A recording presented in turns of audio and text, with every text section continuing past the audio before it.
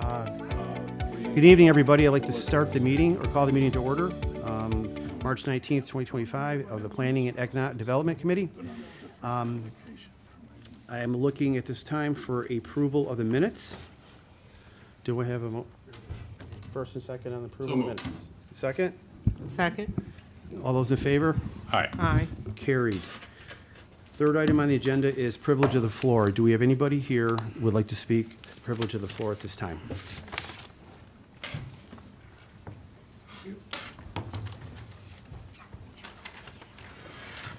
Karen Engstrom, Town of Chautauqua, but I'm speaking tonight for the people of North Harmony who have an organization called Concerned Citizens of Industrial Wind in North Harmony.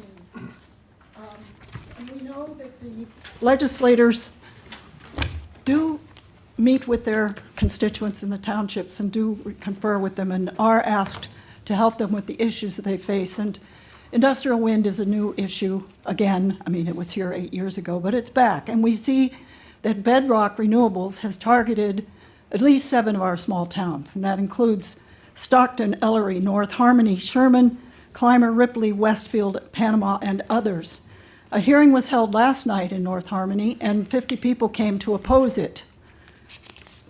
The name of it is called Bedrock Buttercup Wind, and it will be on Baker Road, Open Meadows, and nearby other roads. A sample of some of those people who were in attendance, who were speaking. A resident spoke about being driven out of Ohio because of wind turbines, that he had built his beautiful home and he became ill as a result of the wind turbine syndrome caused by the infrasound that turbine blades create.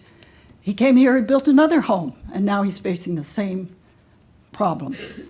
There was well, I'll let you read most of the cases because I would like to go on to the tools that are provided. The most interesting one was that one, and then the workers who are obviously familiar with the fact that the wind turbines that were built in Arkwright, Cassadaga, and Villanova used out-of-town workers. They did not use local workers, and the maintenance is done by out-of-town workers, so there's no jobs provided by these projects. And the parts are discarded piece by piece within 5 years, and they're discarded in waste disposal ways. There's no way to recycle wind turbine blades. So there were even 2 small girls who came with their in their little dresses. They were probably 5 and 7, and with their mother, and their mother asked them to speak, and they said, well, killing birds, eagles, swans, and butterflies is bad, is wrong. They said, is wrong. And then there was a grandmother also who came to tears when she thought about the fact that her children and her grandchildren would lose the right to the pristine place that she had created for them. So the tools that this town, North Harmony, are using start with the first step, which is a moratorium. And they did enact a moratorium that night on wind applications and on Met towers, which determine whether the wind is sufficient. That was a good thing for that town. But we have a number of other towns we hope are using that so that they can determine what's best for their communities. In your packet, you will find the tools that were provided by this legislature some years ago. One was the no pilot resolution for wind, where this legislature instructed the IDA not to issue payment in lieu of taxes, tax breaks, for things that are destructive and harmful in our community and that do not provide jobs. The other document is the Chautauqua County Board of Health, which issued a letter of concern, along with 6 other boards of health in Western New York, that the health effects are very real. And they determined that these potential human health effects mandated that they would recommend, it's just a recommendation, but it's a very good one, that no industrial wind factory be placed any closer than 1.5 miles from a property line. And we know the physical effects reach farther than that, much farther than that, but that was a stipulation, a protection that this particular county provided, and we appreciate that.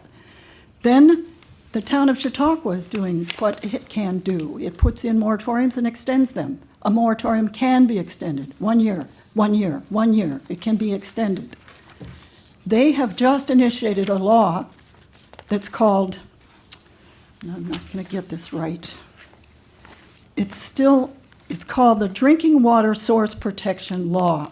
It's an umbrella law that can prevent chemical factories, hog farms, wind, solar, and battery energy storage systems from being put into the watershed, into the drinking water areas that are so important. And the people that came to that meeting over and over said last night, we have wells and we're afraid that the wells will be harmed by any of this development that is proposed. So the Drinking Water Source Protection Law is, a piece of it is attached here, but the county, the clerk of Chautauqua, town of Chautauqua, can provide the actual documentation, which I have here, because it's not quite a law yet. And every town can use this. And every town, as my trustee told me today, is foolish not to put in a drinking water source protection law, which may help protect from these, as George Borrello calls them, grifters, coming in again and taking money from our community, destroying our wetlands, our forests, our farmland. Our Chautauqua County Farmland and Agricultural Protection Board indicates that the properties that farmers are looking for to rent, to buy, have increased in cost 5 times over the last several years because of wind and solar. So farmers are being ruled out of our community, and the farmland we have is extremely valuable and should be guarded at all costs. So our farmers are in jeopardy, and especially our Amish farmers. In neighboring counties, I'm almost done, I'm sorry. Okay. Thank you. There has been a petition filed by an attorney that's been fighting Alley Cat in Cattaraugus County, and he has sent his petition to the federal agencies that claim they are no longer going to approve these destructive projects. And those agencies include the FAA, the Army Corps of Engineers, the Office of Management and Budget, and the Fish and Wildlife Department. If any one of those steps up and says, we're not going to rubber stamp these anymore, because they have over the years, then we can slow it down. It's got to be stopped from the top, because our state is not helping our people. It's simply causing it to get worse. One of the other things that's happened is 16 supervisors from a county, and I didn't write it down, filed a lawsuit. It was an Article 78, but it worked. The judge agreed with them that the real property tax that is excused for renewables is unconstitutional. So if that holds and doesn't go to a higher court, or Hochul doesn't overrule it, you will not be seeing as many subsidies. And every CEO of every wind farm will tell you 70% of their money comes from the state, and that's our tax money. So those are the tools, and I hope you'll share them with your townships. If they come to you and let you know that they're concerned about this situation. That meeting last night had 4 representatives from the wind company. They're big-time pushers. So just like the marijuana guys that we just heard about in the last meeting, we want to share, provide the information that's needed to protect us. So, thank you. Thank you, Karen. Appreciate it. Okay, the next item on the agenda is... Mr. Chairman? Oh, yes, sir. I'd like to use privilege of the floor. The couple of major economic development stories recently, Post-Journal this month, powering up, Electrovaya ramps up for April opening. Hopefully this will turn out to be a good economic development story, a good job creation story. However, it is a very special circumstance. Electrovaya is coming into the South County Industrial Park that was created over 40 years ago by the then County Executive Joe Gerasi. And the article indicates it's about a 52-acre site. My memory had it at about 37 acres, but whatever it is, it's a large site. Electrovaya is using an existing building of 137,000 square feet that was built by a German company and last used by one of the German company's subsidiaries, MD Electronics, that had 200 employees prior to closing a few years ago. Someday, Electrovaya may have about that number of jobs, we hope 200. But they're not a net addition to our community. They are replacing the 200 jobs that building contained with MD Electronics. Until our 64-acre parcel in the South County Industrial Park is shovel-ready, and hopefully tonight we'll hear a timetable on when that will happen, our county is not ready to locate another new company like Electrovaya. We don't have another 37 or 52 acre site with 137,000 square foot, one-story building for somebody else. I do want to give credit to Mark Geis so that nobody misunderstands where I'm coming from. Mr. Geis is the first economic development director / executive director of our county industrial development agency in the last 20 years to publicly state that Chautauqua County did not have shovel-ready sites for new business. In fact, for 8 years, we had an economic development director who said in my presence at a public legislature committee meeting, industrial parks are passé.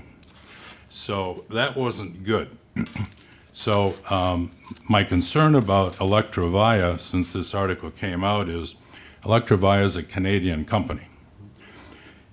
And I'm concerned about the impact of Trump tariffs on any Canadian company that will be moving materials or equipment back and forth between their home base in Canada and a facility like ours is to be here in New York State in the United States of America. I'm concerned about that. Also concerned in the story, part of their financing is from the United States Export-Import Bank. And I have no idea on whether the Export-Import Bank is on Mr. Musk's chopping list, his chainsaw list or not. The other major story was a solar farm in the town of Bustye. The story indicates that our county industrial development, Chautauqua County Industrial Development Agency, is giving this Texas firm $3.3 million in tax breaks. It breaks it down on this 70 acres in Bustye that the Texas company apparently controls, that it's a $19,600,000 project. $2,100,000 of property tax breaks over 25 years. The 25-year pilot caught my eye. I wasn't familiar that we did more than 10 or 15. 10 was normal for a long time. 15, I believe, is the relatively new tourist destination pilot. But apparently promising a lock-in of payment in lieu of taxes for 25 years. I was not familiar with that length of time. And a $1,200,000 sales tax break. What I learned back in January, I think, when the IDA put on a little seminar for new legislators, that I was told at the time that the IDA's fee for these tax breaks is 1% of the total project. So if the total project is accurately described as $19,600,000, we can get clarification tonight if we could. If our county IDA got a fee of $196,000 to award the pilot for 25 years and $1.2 million sales tax break, probably not as controversial as wind farms, these solar farms, but I have some concern about it when somebody starts putting a solar farm within a mile or two in the town of Bustye, for example, the Cummins engine plant, or our South County Industrial Park where Southern Tier Brewery is, among other businesses, and we are not in control of any land adjacent to those developments. I'd hate to see a solar farm take possession of 20 acres, 40 acres, 70 acres, and we're then landlocked with major employers that may need to expand at some point. So thank you for letting me comment on those two big economic development stories. Thank Thanks for you. input. Thank you. Mr. Dean, if you could just introduce yourself when you get down, I'd appreciate it. Thank you.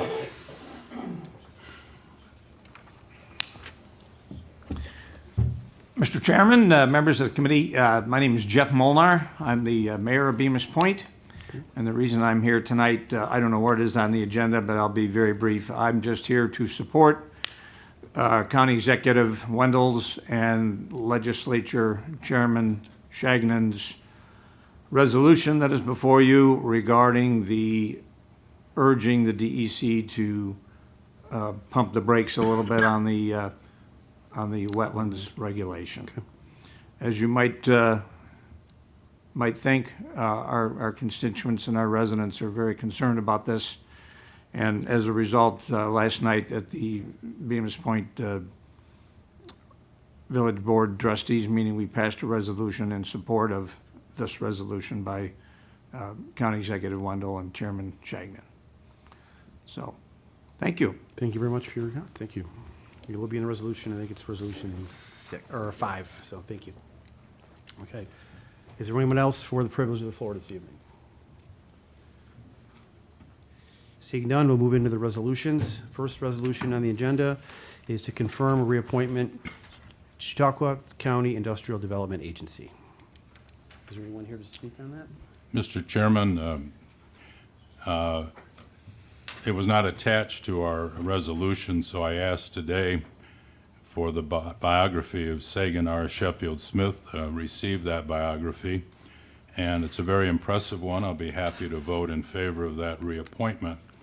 For anyone that would say that this is a reappointment, so we don't need a new biography, I would just say, obviously, the turnover in this legislature every 2 years is substantial, and that it's just good practice to have the biography of every appointment that we're asked to confirm. This biography is most impressive. Be happy to vote for the reappointment. Thank you. Thank you, Fred, for that. And I apologize that it wasn't attached. I didn't know that it wasn't. It typically is, so we will try to ensure in the future that that happens. Okay, Thank great. you. Right. Do you have anything else to add to that, Mark, or no? No, Sagan's been great. I mean, I- she is, absolutely. she's been great on Good. our board. Shows up, you know, is insightful. Great. She's excellent. Good, very good. All those in favor of the reappointment? Aye. Aye. Nays? None? Carried. Thank you. Thank you. Thank you very much. Okay, resolution number 2 states authorizing public hearing regarding a potential application for 2025 community development block grant funding through the New York State Office of Community Renewal and uses of said funding. If you guys can please introduce yourselves, I'd appreciate it. Rosie Stramberg, I'm a project manager with the County of Chautauqua Industrial Development Agency. Brian Pender, partner with North Lake Development and owner of the properties in which the proposal is being made for.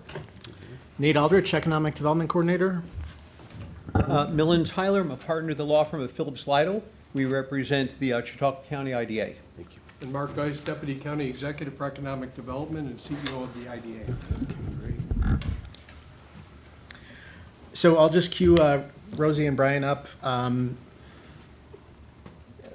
We saw one of these resolutions several months ago, and just a quick reminder, our non-entitlement communities for the CDBG funding can apply directly through the municipality or the county in this case for community development block grant dollars for projects that have job creation for low to moderate income individuals.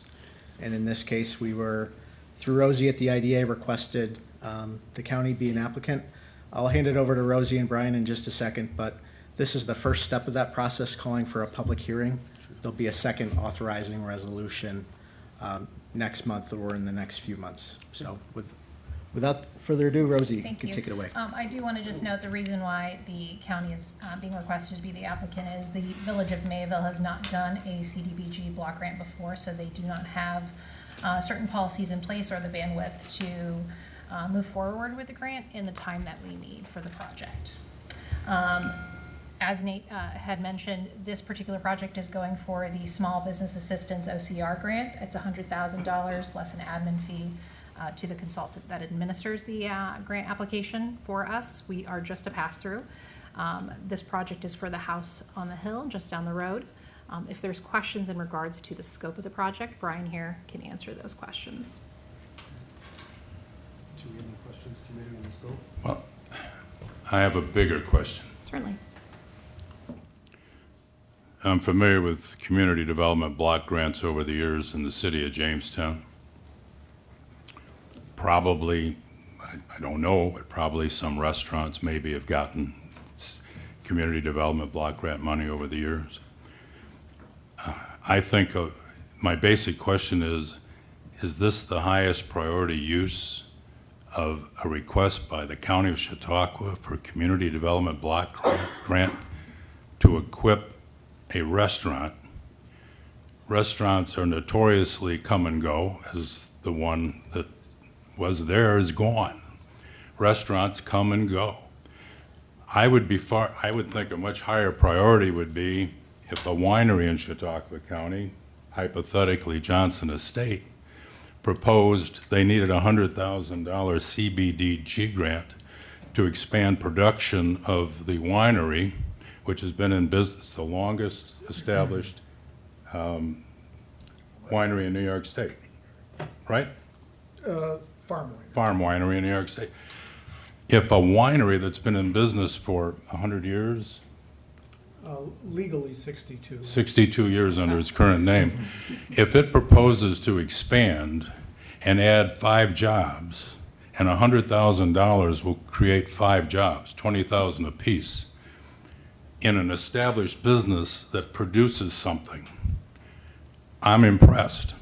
If there was a local, if there are any tool and die makers left in the county, if one of them came and said it needed a $100,000 CBDG grant to get a very expensive machine that would allow it to earn a contract with General Motors or whoever, and they were going to add 5 workers, I'd be impressed.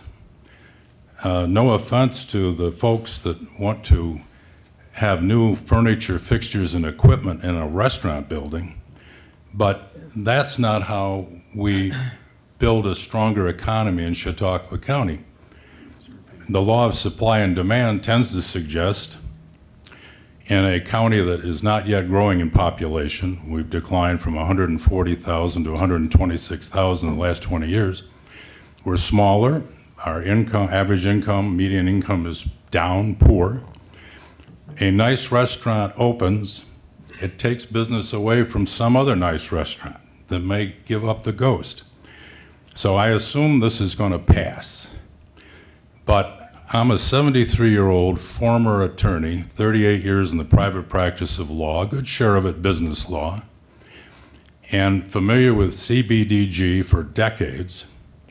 And this just seems like a very low priority. You see advertisements on television in Buffalo for M&T Bank. All these little businesses that say, M&T Bank is, that's why we're producing this product or that product, couldn't have done it without them. I guess I've asked my question. The big one is somebody at the IDA looking for higher level applicants of community development block grant money? Anytime an applicant or customer or client approaches the IDA, we look at all incentives available across the state, not just locally, but if they fit an OCR profile, we certainly bridge that gap. It is part of our job at the IDA to assist local businesses, startups, existing businesses with any possible funding available. I understand that. Wasn't it just last year it was a bar restaurant in Bustye? Yes, sir. Are those the Unfortunately, only, that are did those not- the only 2 CBDG applications we've considered here in the 15 months I've been here? Through the county, no, sir.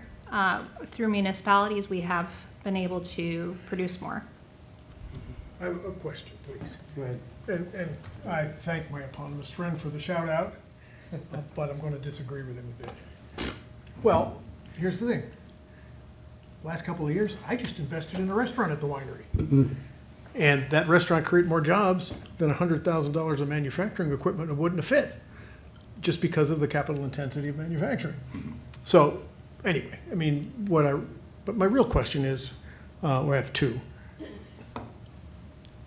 If we give, or we support 100,000 here, are we clipping our wings anywhere else? Is there a limited No. pot, a limited allocation?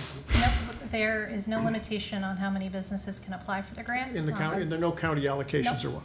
And in terms of your bandwidth, are we dedicating people and resources for this that somehow have other projects begging for your resources to do this? In other words, it sounds to me that this is not a zero-sum game. In terms of the county's level of administration, I think we have the process Okay. really down pat, and it's really no funds expended by the county other than probably a few hours with each application, processing signatures, Okay. environmental review. So that, to me, says that if industrial is walking and chewing gum as restaurants, we can walk and chew gum at the same time. And I think just to add on to what Rosie said on the IDA side, we market the services of the IDA to all businesses in the county and also have great relationships with those service providers that assist small business, like the JCC, SBDC, great referral network.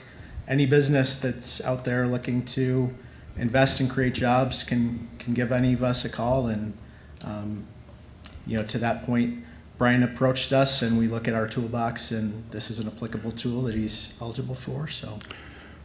Just a question, I can't resist it because you popped out with three words I never heard before. What is a non-entitlement community? So several counties and municipalities across the country, based on a formula, get a certain allocation of community development dollars passed on through the Housing and Urban Development. Without having to apply. Right, so Jamestown and Dunkirk are entitlement communities and get a formula-based allocation each year. The county does not, and neither does the other 40 municipalities. So we can apply to New York State to access CDBG rather than getting a check sent to us. But my walk and chew gum metaphor still works. Okay. Yes, sir. Mr. Chairman, Yes, sir. just a follow-up question. Could you speculate as to why, in all the different business community that's out there in Chautauqua County still, how it is that a couple of restaurants have had applications come for our approval and not a tool and die shop, not a manufacturer?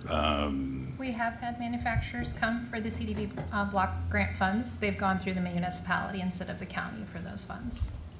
I can answer that question. It's just, Fred, it's where we're located, and it is, and you can invest all the capital dollars you want with me, but I've got to sell more product. And I'm up against a world of competition in the wine business. It's hard, yakka. When I start a restaurant and I have more people coming from Cleveland and more people coming from Pittsburgh and more people coming from Buffalo, it's much easier to get incremental sales. It's just kind of where we are, who we're up against in an industrial sense versus who we're not up against in a tourism sense. It's competitive advantage. And again, Mr. Chairman, no offense to the people that are redeveloping the vacant restaurant space. I just look for bigger and better things for our community, more staying power, let's say, and the investment that government helps too. Further question, I guess the county's never going to be out of luck if Washington says they're slashing the CBDG, Community Development Block Grant Program, in half or something. That would be our applicant's problem, not our problem. Is that right? I actually called our consultant, Harrison Studio, and asked that very question. Is that funding in jeopardy? And he said, no, in fact, there's a sort of a reserve, if you will, of funding. So certainly, at this time, there is no issue, but we'll see what happens by the end of the year. So we got to keep our eyes on that. Thank you. Do you have any other questions or concerns, committee? Tom, I'd just like to say something. Sure, all right. Just to address Mr. Leifer's question. We were very successful in getting CDBG grants for Jamestown Container and Jamestown Advanced Project. very large grants that help them with their manufacturing. And those did go through the local municipalities or towns or villages that have the expertise. Again, we try not to burden the county. We know everyone's busy, but when the municipality doesn't have the expertise, we would come here. And second thing, I'd like to thank you, Mr. Pender, you and your wife for investing in our community. Thank you so much. Thanks, Rich. And I'll make a comment as well, since I'm an economics major, and I've been in Jamestown a while. When I was city councilwoman, I helped to get this grant for those who were entitled, and they received it through the municipality. So I understand the whole process. Good. Thanks for the Tamara. So I guess all those in favor of the resolution Aye. presented? Don't do away with that 62-foot white rowing shell at the other property. Oh, yeah. No, The name on it is my freshman coach's name. I believe you told me that once. Yes. And it's not going anywhere for the time being. Good. That being said, resolution is carried. Thank you. Thank you very much, folks. Appreciate it. So, next item is resolution number 3. It's proposed authorizing public hearing regarding 2025 agricultural district inclusions. Was, by the way, the captain of the Princeton rowing team roughly when you were there. Sorry. Yep, you can please introduce yourself. Hi, I'm Sharp. I'm a junior planner with the Department of Planning and Development. So the resolution before you today is to authorize the public hearing regarding 2025 Ag District inclusion. Each year in the month of January, the county holds the inclusion period for any viable agricultural land to be added to the existing 4 agricultural districts. This year, 6 parcels requested to be added to the Ag District. The County Ag and Farmland Protection Board reviewed those and sent their recommendation to the legislature. So this resolution will call for the public hearing for any public comments for us to then move forward. Next month, you'll see a resolution to accept these and then submit it to New York State Department of Agriculture and Markets. Okay, it's pretty straightforward. Do you have any questions, committee? All right, Tamara? Nope. All those in favor? Aye. Aye. It's carried. Thank you, Lauren. Appreciate it. The next item on the agenda, number 4. On our desk, we received a resolution. We have to amend the resolution by substitution, and I will need a motion to amend and a second. Motion to amend. Second. Second. Okay. Motion carried. The new resolution states, is to designate Chautauqua County as lead agency responsible for state environmental quality review or seeker of the state-funded snowmobile trail modifications for 2025. Mr. Chairman, you need to vote on the motion to amend. Oh, I'm sorry. We need to vote on the motion to amend, folks, sorry. All right. All those in favor? Aye. Aye. Carried, thank you. Thanks, Mr. Chairman, appreciate that. Okay. So this resolution will designate Chautauqua County as lead agency for the seeker process for the snowmobile program. The snowmobile program is facilitated through New York State Parks, Recreation, and Historic Preservation. The snowmobile clubs are required to do GPS updates every 3 years. We do seeker only if the trail is going on a new property owner's land. So if a trail gets rerouted because the farmer wants it to go around the outside of his field versus across, we don't do a seeker. That was a landowner request. It's not going to affect any new landowners. Your amendment added 3 additional trails to the list that we're going to do seeker on. Cherry Creek Snowgoers is going to rearrange some of their mileage. The state will allow them to swap what's funded versus unfunded, and they're having some difficulties in one section of their trail maintaining landowner permission, so they're going to move that funded trail mileage to S19, S19A, and S19B. So that was a last minute change. Next month, you'll see a resolution that has all of the seeker part 1, part 2, part 3 for your review, and then authorize the county exec to sign on them. But this is just designating us to complete the seeker forms and give notice to the affected municipalities. Okay, great. Do you have any questions on the resolution? Yes, sir. Mr. Chairman, one of the pleasant parts of my job for 8 years as county attorney was we were already the county, the pass-through agency from state money to these snowmobile clubs. And it was an impressive amount of money even 20 years ago. And just want to say, for those of us that don't do much in the winter outdoors, I'm happy for the snowmobile clubs that they finally had a winter where people that have invested a lot of money in their snowmobiles, their trailers and so forth, and the people that come from Ohio, those flat places, to enjoy our trails. I'm glad this winter was a good one for all concerned. Happy to support this resolution. Thank you, Mr. Larson. Any other comments or concerns on the resolution? All those in favor? Aye. Aye. Carried. Thank you, Lauren, appreciate that. Thank you. Resolution number 5 on the docket tonight is urging the New York State Department of Environmental Conservation to pause implementation and reserve the freshwater wetlands regulations. Can you please introduce yourself, sir? Good evening, Chautauqua County Executive P.J. Wendell. I'm here before you to propose this resolution, a little bit of historical fact. Chautauqua Lake, by virtue of a vote in 1975, was actually declared a wetland. And in many cases, unbeknownst to those who even voted on it. In 2023, I believe it was, or 22, it happened again, expanding the wetland designation. Myself and others have been in constant contact with the DEC, with Julie Barrett O'Neill, spoke with Interim Director Sean Mahar, and discussing the need for one to pause these regulations. It is counterproductive to one, economic development, to development in the areas, and right now it's becoming quite a problem. We proposed a resolution, the legislature passed one, I believe last year, in support.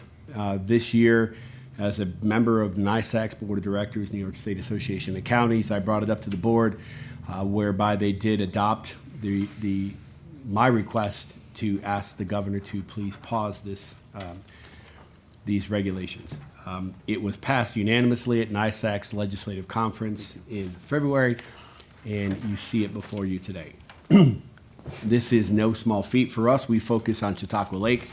If you're looking at Onondaga, Westchester County, Rockland County, Sullivan County, it all poses different questions. But at the end of the day, when you're talking of the theory, or some people believe that we're going to be changing Chautauqua Lake into a wetland, it becomes very troublesome.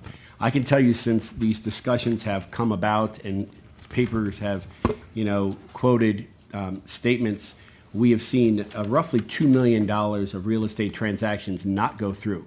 The first time this was mentioned several months ago, almost a year now, there were 3 transactions that were supposed to take place that week, all in excess of $300,000, 2 in excess of $360,000, and none of them went through. About a month ago, we received a letter from a local realtor that there was an investment potentially to be made in, I believe it was a $1.2 million home. And again, after discussion and hearing these proposed wetland regulations, that real estate transaction did not go through either, based on those premises that the regulations would impact the value of the home. So what I'm asking is the legislature to support this resolution. It has been supported by NISAC, many counties across the state, and we're asking Governor Hochul to please reverse this, designation that they're talking about as far as the lake. I've also been in support speaking with Senator Borrello. He does have legislation proposed that any navigable body of water in excess of 1,000 acres would be exempt from the wetland regulations. This does have traction across the state, and some of the DEC said it would be much easier if this were to take place. That way, lakes and obviously bodies of water would not be involved in this wetlands.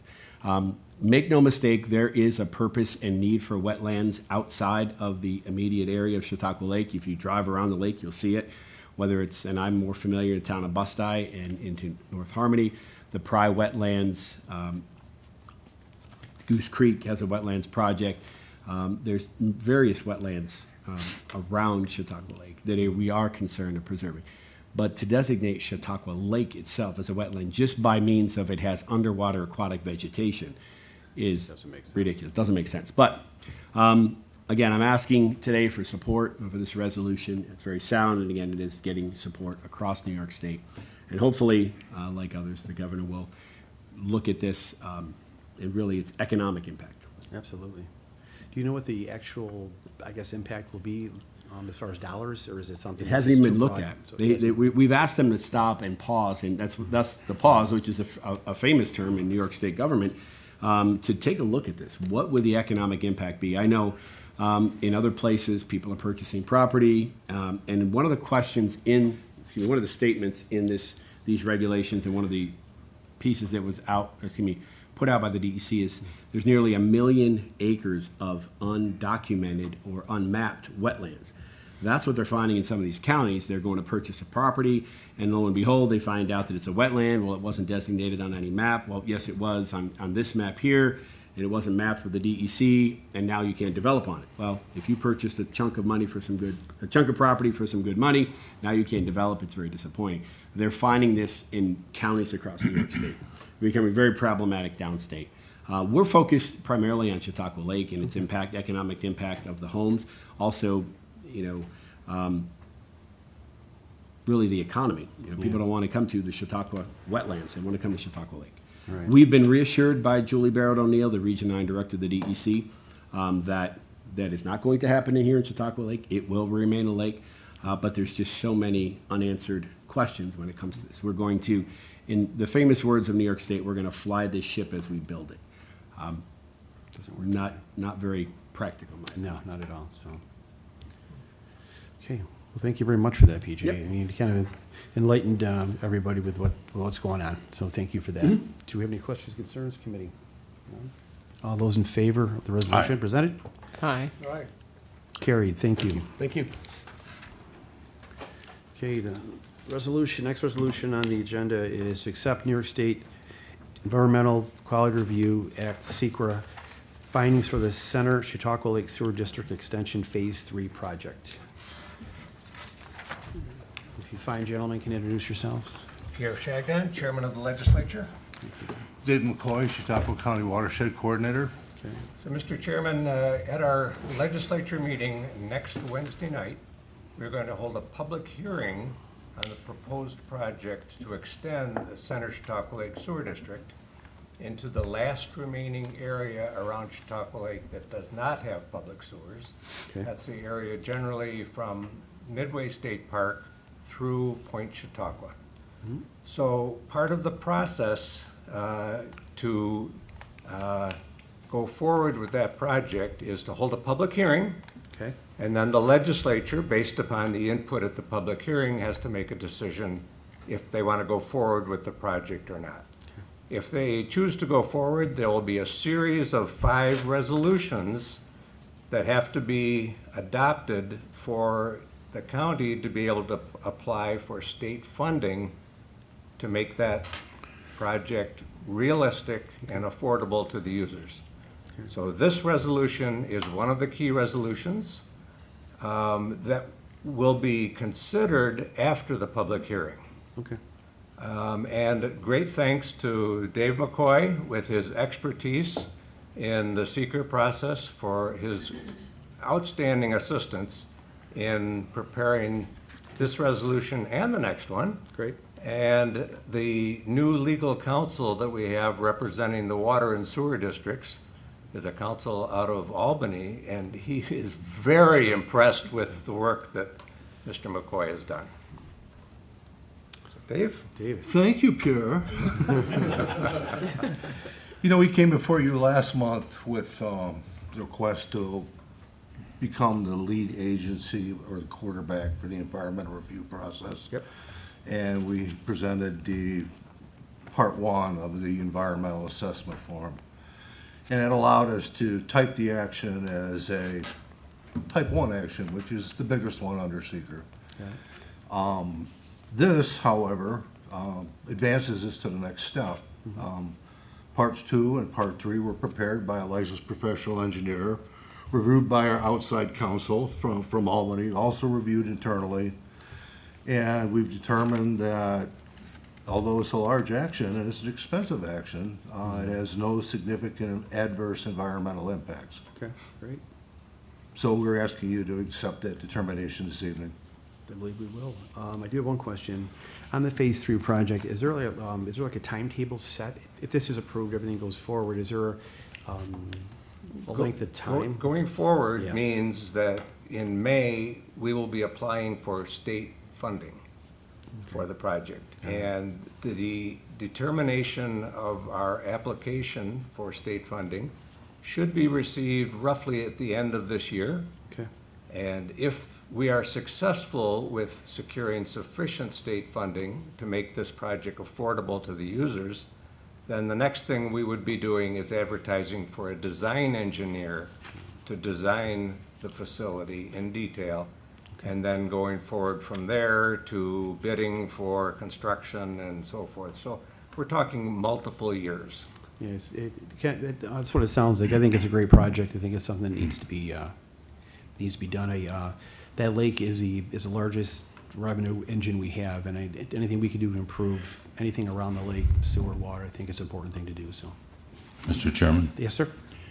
On the bigger issue, this is the estimated $35 million project. Yes, sir.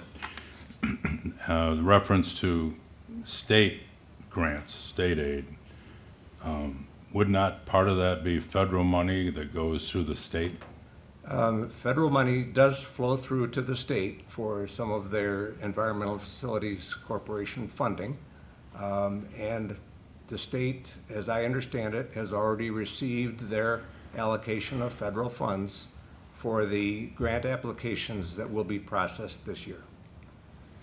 And obviously, where my question is headed is, any given day, we see in the news that some federal agency or another has gotten rid of 1,000 employees and stopped contracts that were in place and so forth. To assure our residents who are not in that district, if there is any problem with the outside grant monies, we just wouldn't be able to go through with, we wouldn't bond $35 million a county obligation to do this project. Is that right? Absolutely correct. And as I explained to the Public Facilities Committee, one of the requirements is that we have to authorize bonding for the total amount of the project. Sure. But in reality, if we don't get funding, we couldn't make this project affordable by bonding all $35 million. That's one of the requirements to apply for the funding. Lastly, Mr. Chairman, a point of personal privilege. Reference to an expert attorney on sewer and water from Albany. I have to tip my hat to a now deceased attorney who was our own Chautauqua County and entire southern tier expert on all things water and sewer, the late Greg Yaw. And he was involved at the very start of the first effort to start putting sewers around Chautauqua Lake. I think probably every village, town, county water and sewer district used his expertise for over 30 years. And it's unfortunate and not surprising that nobody stepped forward to try to gain the expertise that he had. But we had a true, they say an expert, especially in the legal field, but others, an expert is somebody from out of town. And we had our own expert, Greg Yaw, right here in our county, and I would be remiss in not tipping my hat to the great work he did and the expertise he brought to every project. Thank you. If you didn't know him, you missed it. I didn't know him, but thank you for that. You missed it. Mr. Shagnon, Chairman Shagnon is nodding his head in agreement. Absolutely. One of my closest friends. Okay. God rest his soul. God rest his soul. Thanks for that. Thank you. Do we have any concerns or questions on this resolution? All those in favor? Aye. Motion carried. Thank you very much, gentlemen. The next resolution, number 7 on the docket, is establish Chautauqua County as lead agency for North County Lake Sewer District wastewater treatment plant expansion project. This is a start of another funding opportunity for the North Chautauqua Lake Sewer District sewage treatment plant in Mayville. Okay. So We will have a resolution on the agenda next Wednesday for the legislature to call a public hearing on this project. So the project for the North Chautauqua Lake Sewer District funding is virtually a month behind schedule to the Phase 3. Got it, okay. Well, I'll explain greatly. Same Thank you. lake, same stuff, just a little further behind in the process. Not a problem, Dave, thank you. All those, any questions, concerns, committee? All those in favor? Aye. Motion carried. Thank you very much, both of you. Thank you. The next item on the agenda is a discussion of the 2024 in review CCIDA and CCPEG presented by Mark Geis, the Deputy County Executive for Economic Development and Economic Development Team. Looking forward to this one, so.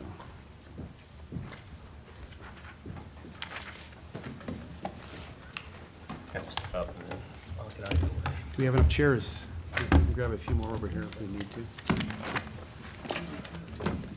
Millen?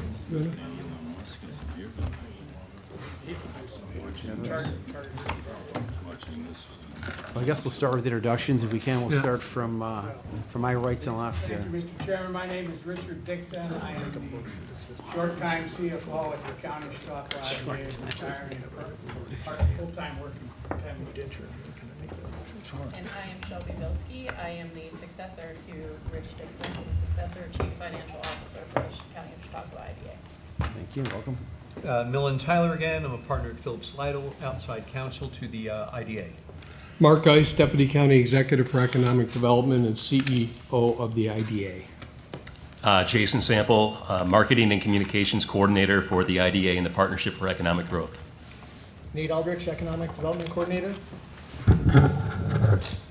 Gary Henry, owner of Fancher Chair and the chairman of the IDA. Andrew Cosa, civil engineer and principal with CPL. Thank you. Thank you. So thanks for having us. Appreciate it, and I'm really looking forward to talking about all of our accomplishments in 2024 and some of the things we're working on moving forward. Would you like me to pass this out first or wait till after?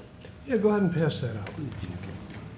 You might have to kill some time. While Jason's passing out our annual report, if you could move the slide to the next one, Justin. Yep, there you go. So I wanted to throw the missions up here so you understand that the IDA is an agency that helps businesses to expand or locate here. We are all about retention and expansion and creating new jobs for sure. We have the toolbox. We're a public authority created by the state of New York. We just celebrated our 50th anniversary last year, and Millen will be talking more about that. The Critic is a 501c3. We work on countywide economic development projects, and it's really the umbrella organization for the Partnership for Economic Growth, and we're going to be talking about that later too.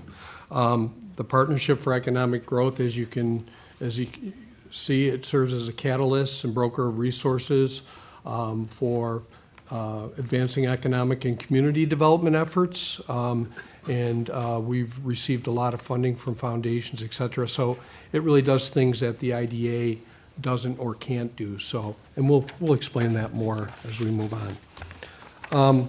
So before we do move on, I wanted to have a little conversation. We do this in the CCIDA 101 sessions that we typically have with new legislators. We invite them to our office, sit in the conference room. We sort of talk about the IDA, how it was created, what authority it has, its structure, relationship to county government. So invited Millen Tyler to sort of talk about that. And I think it's important. Millen is renowned throughout the state. He speaks at all the big conferences, and he's a rock star. So Millen, yeah. Well, with that intro. I really wanted to address a misconception that continues literally for decades, And I note that Steve Abdella wrote this committee a memo in 1997, sort of spelling out the relationship.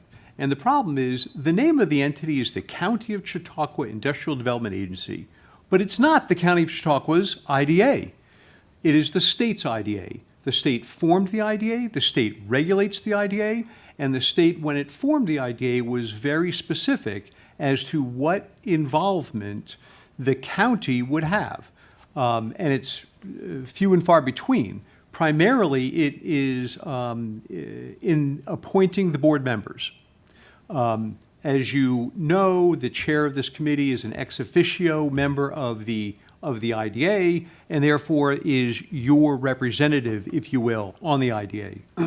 The balance of the members are appointed by either the ledge or the county executive, subject to approval. So that's, in essence, where the county's involvement stops. Once the board is seated, the legislature, the state legislature, wanted to create the independence so that the IDA could do what its task is without being involved in local politics or, excessive oversight by the locality. Certain exceptions to that are if, to the extent the county provides any subsidies or resources, they can obviously put strings on that or any conditions that they want. The IDA as a public benefit corporation is subject to FOIL. So anyone, any member of the public, including the legislature or the county, can ask for any documents that are not privileged. All of their meetings are open to the public. They are live streamed. So, it's a complete transparency as to what the IDA is doing when they're doing it, subject to executive sessions, which are few and far between because state law sort of minimizes what can happen there.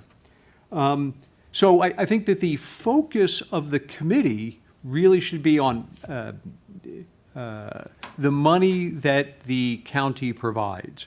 Obviously, there's a spirit of cooperation. We all want the same thing, which is why the IDA has assembled all of us here to sort of talk to you about what has happened and what our goals are going forward. So I think that's the overview.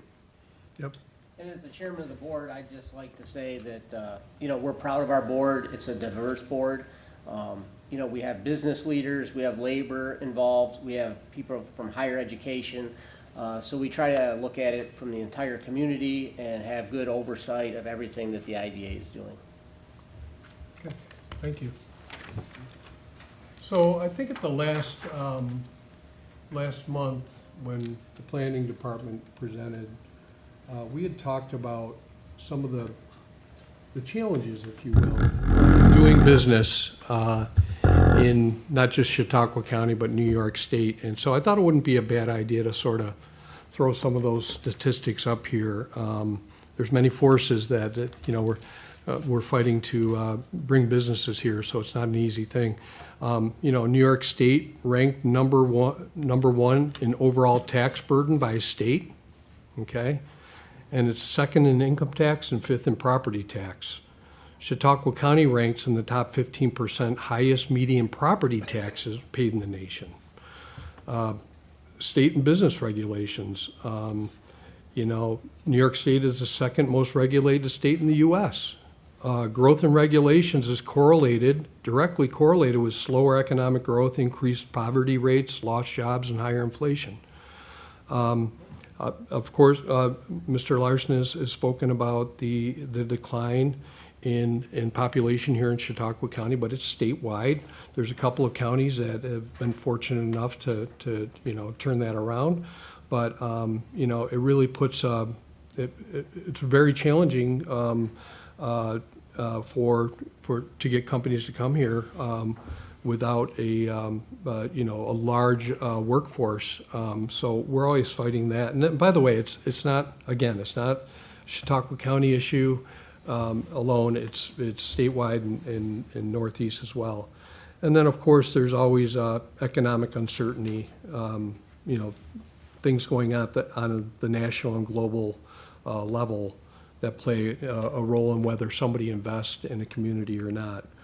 So, you know, we do the best we can with the tools we have to make sure that we know what's going on with the businesses, and if they're facing challenges, that we're there to, you know, apply our tools to help them. You know, the other one thing I wanted to say too is proximity to PA as well, which is less regulated than at the New York. We're bordered on two sides by PA. So there's a lot of forces outside of our control that we're always fighting. I don't know if anybody wants to say anything else. I would also say that in terms of economic development, New York State is very sort of central down. The government in New York State has long thought that they should control economic development. So Empire State Development Corporation really does handle most of the economic development. And IDAs have not been given nearly as many tools as the case in, say, other states. So you're also limited by, you know, the toolbox is there, but, you know, it's not unlimited, and the state really does have a lot more say. And part of what the IDA does, obviously, is work with the state to try to get some of these grants, et cetera. But a lot of it is controlled by Albany. Yeah. Mark, I just wanted to talk a little bit about the population.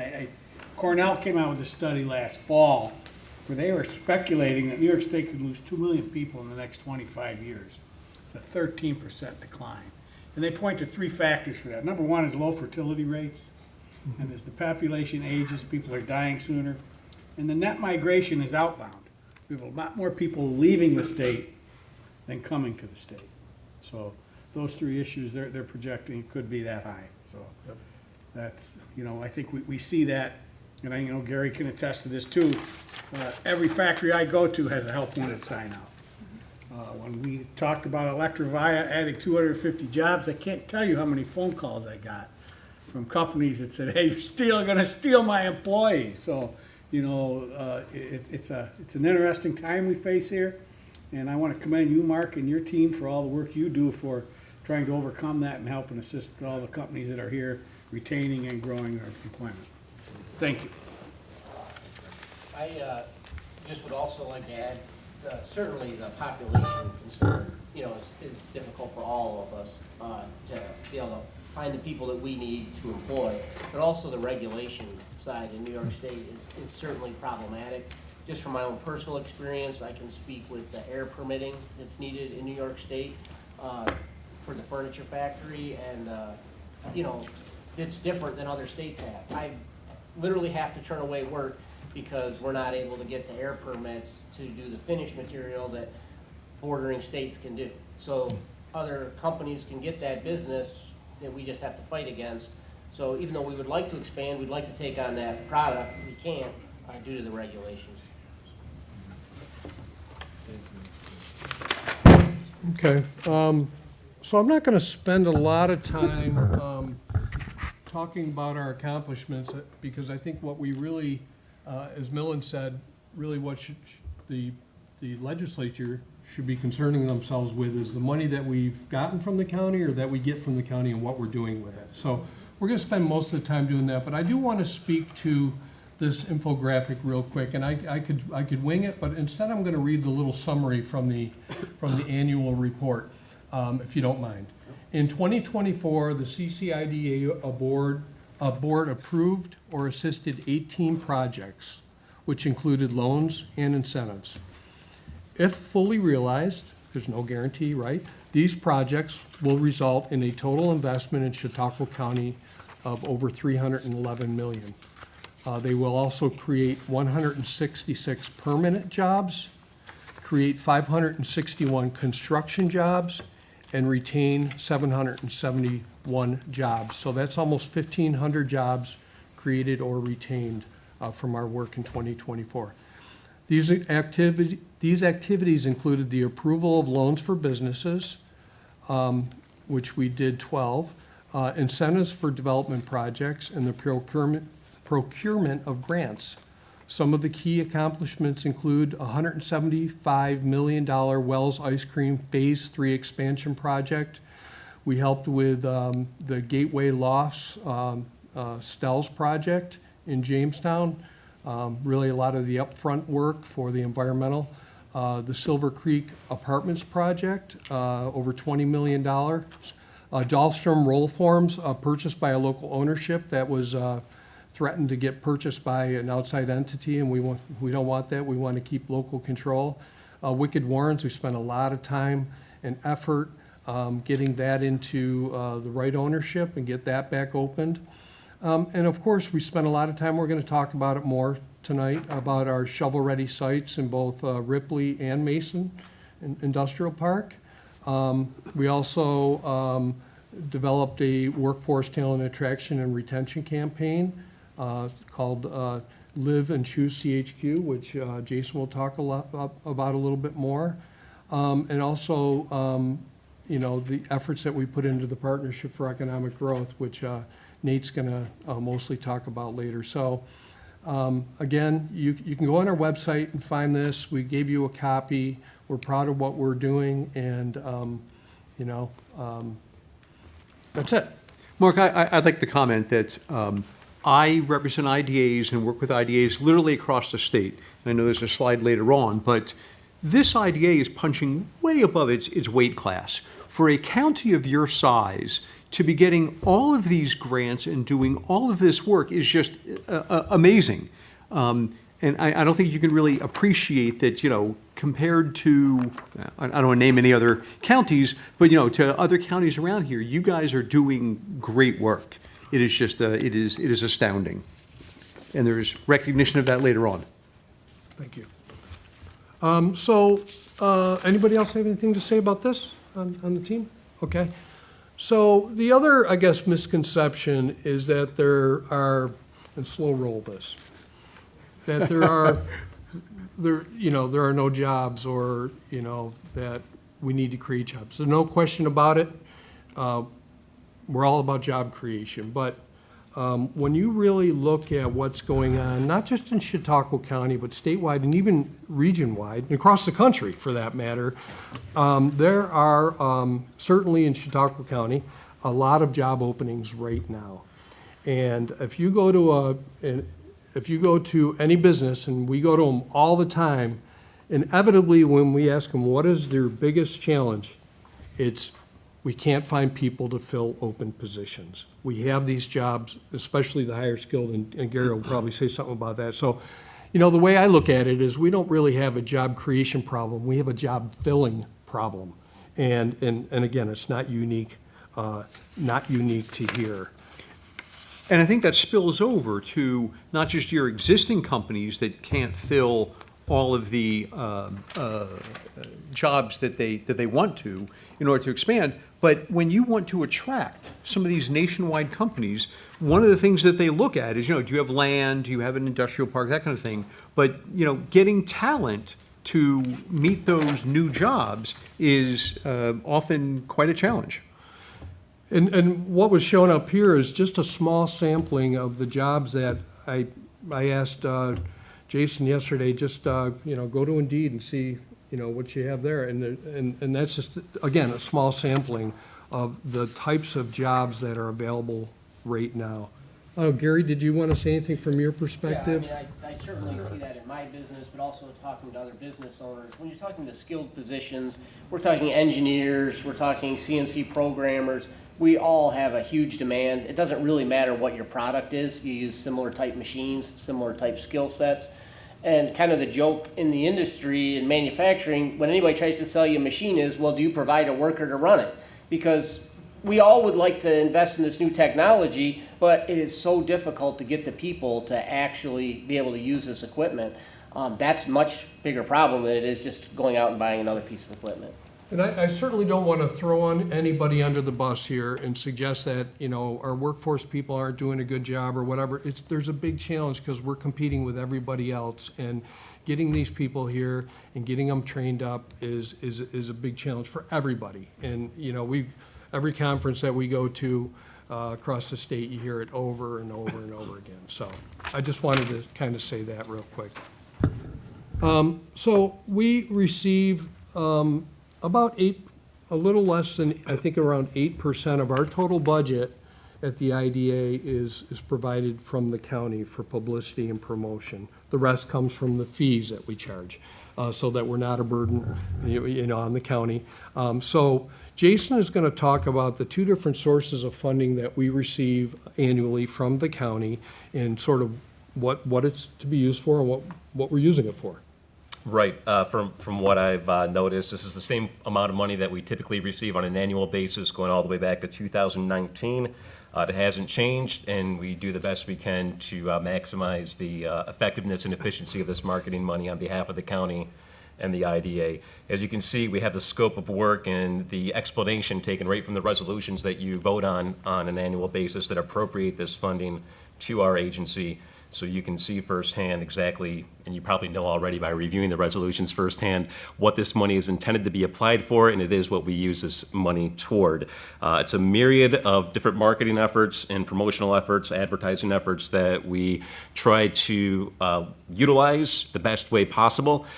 We do across-the-board marketing and publicity for the IDA, not only to promote the services we provide, but also promote the businesses that currently exist and help them get a leg up and keep on moving forward as well. So you can see there the two pools of funding that you provide for us on an annual basis. Again, staying basically the same. There was a slight dip, as a matter of fact, during the pandemic in 2021 and 2022. The funding went down, but typically it's been at about $240,000 annually. And again, $165,000 goes toward business development assistance and promotion. We call that our BDAP fund. And then we also have the tourism business and destination development and promotion. And using those two pools of funding, again, we try to market the county and our services as much as possible. This is sort of broken down into different buckets, how we appropriate that funding.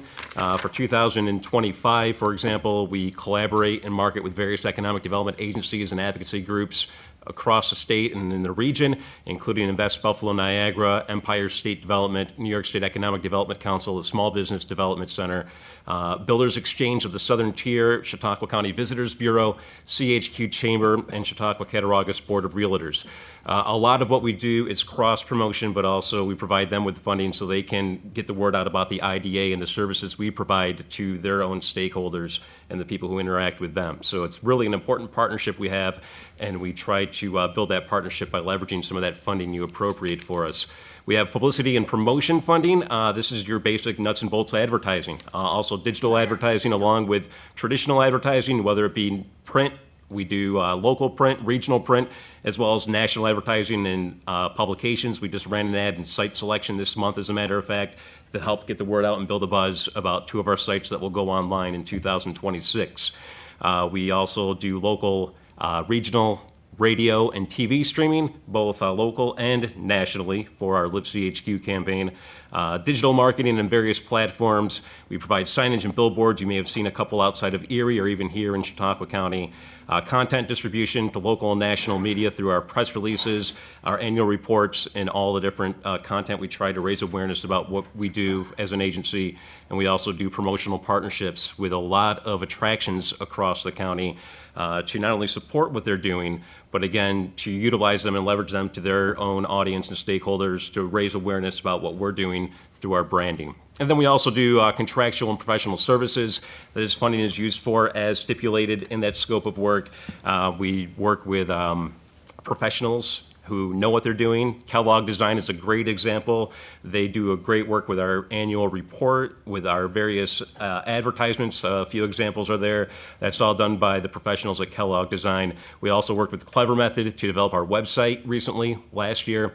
Camoin Associates, who does a great job with us with various different projects, focusing on getting the word out again about the IDA. And then we worked with Block Club to help launch our nationally recognized Live CHQ effort. So really, it's across the board marketing and funding. And, I always kid with Mark that, the only thing that I wish for is just a little bit more funding to help cast a wider net. But we're really doing a strategic job with the funding we have, and we really appreciate the support we get from the county. Jason, I would add to that, and again, I practice statewide. You all know what a wonderful place Chautauqua County is to both live and work. But outside of Western New York, the rest of the state and the rest of the country really doesn't know who you are. So I think that the marketing of the county is very important if you want to attract nationwide businesses. Thanks, Bill. I'll only add that Mark had mentioned the Live CHQ campaign. It's not quite a year old yet, but our website is active. It was launched in April of 2024, and we've had 75,000 website visits, 90% from outside of Chautauqua County. So we are raising awareness about Chautauqua County to outsiders, whether it be on Google advertising, on Facebook, things along those lines. So we're really, again, trying to cast that wide net and pique people's interest into investing and living in Chautauqua County. And that campaign will continue for at least 2 more years.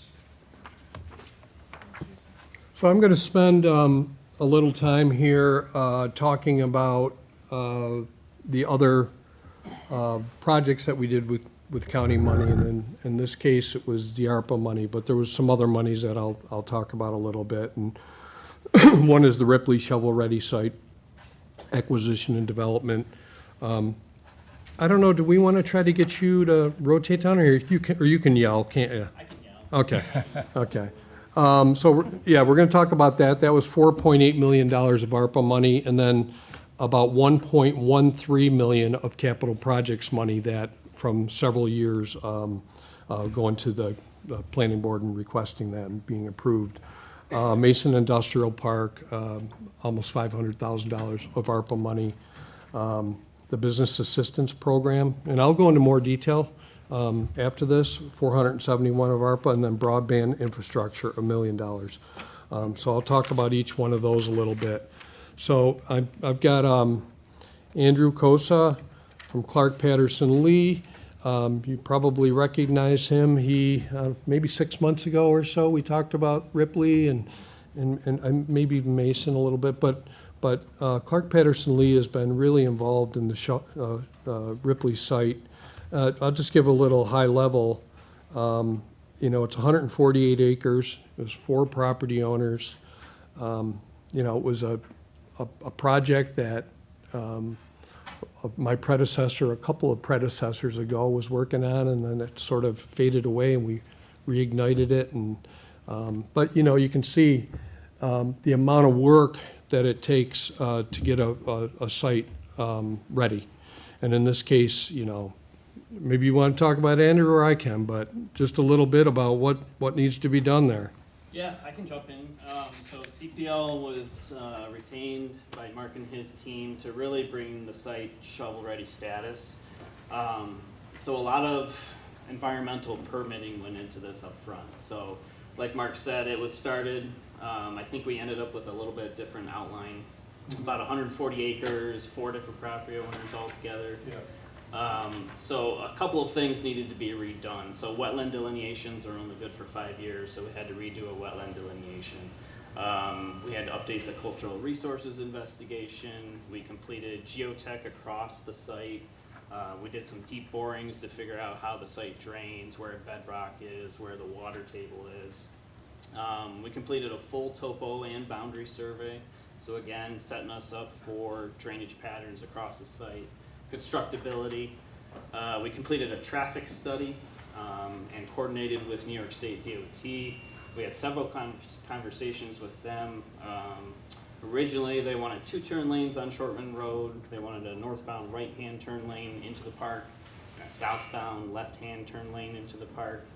We negotiated, went back and forth, and decided that the northbound right-hand turn lane was not necessary in this case. So we were able to reduce the scope of that just by working with the DOT directly. That original concept 15 years ago was an entry road coming off of Route 20. And the property owners there that own land behind, which we acquired, said, we're not interested in working with you unless you figure out bringing that road in off of Shortman Road, which was not an easy task, but we figured it out, So the scope and the size and the location and all that really changed quite a bit. I didn't want us to interrupt, but this presentation here is not in this book. Are we going to get the whole presentation sometime? Well, you certainly could get a copy of the PowerPoint. Yeah, Sure. I want that, and I understood we will get a timeline tonight Yep, on yep. well, coming. And we'll get the whole presentation. Yep. I'd like Yep. that. I'd like it anyway. Yep, we're working on that. We're gonna get there. So, again, you can see what that new infrastructure looks like. Now, next slide, sort of, you might be wondering, well, where'd the money come from and how's it gonna be spent? So this is a good outline of that. I talked about the county ARPA money, 4.8, also capital projects, 1.13, IDA contribution, $1 million. Grant funding secured, 8.3 million. That was from Fast New York and 2 ARC. One was an IIJA, Infrastructure Improvement and Jobs Act funding, and the other was ARC Power. So that was 3 million, and the 5.25 from the state was the Fast New York program. So that's that $8.3 million. You can see the uses there, property acquisition, 4.2. The due diligence, luckily, we had a lot of it sort of done, and we had to, spark it back up and do more, but that was 125. The infrastructure extensions are $10 million or so, but and then you can see the other associated costs. With that, you'll see finance costs. We are working with the county. We had a meeting with the budget director and Kitty about the bond and what that looks like and how we're going to collateralize it, and we're going to collateralize it with land. So we've got that figured out. We also convinced the state, instead of it being spend it all, 5.25 million, and then get reimbursed, they're going to break it down into 4 pieces for us. So that really helps us with cash flow a lot. So that's sort of a look at that. Nate, you want to add anything? No, other than, our $15.2 million budget is still a moving target, and we obviously need to do competitive bidding, hopefully later this year, to line ourselves up for next year. So that number will change, and we have contingencies to adjust up or down depending on additional funding secured, or, again, if the bidding comes back and we're not quite there, we have some thoughts on how to reduce the length of the infrastructure extensions. So a lot of work's gone into this. We're very thankful for the county's support and state and federal funding, and possibly some more to come too. Timeline. Okay, this sort of lays that out for you. I know it's hard to see, but you can see down below, it's sort of a synopsis of where we're at. We completed the phase 1 due diligence, so it sort of picks up from there. We did.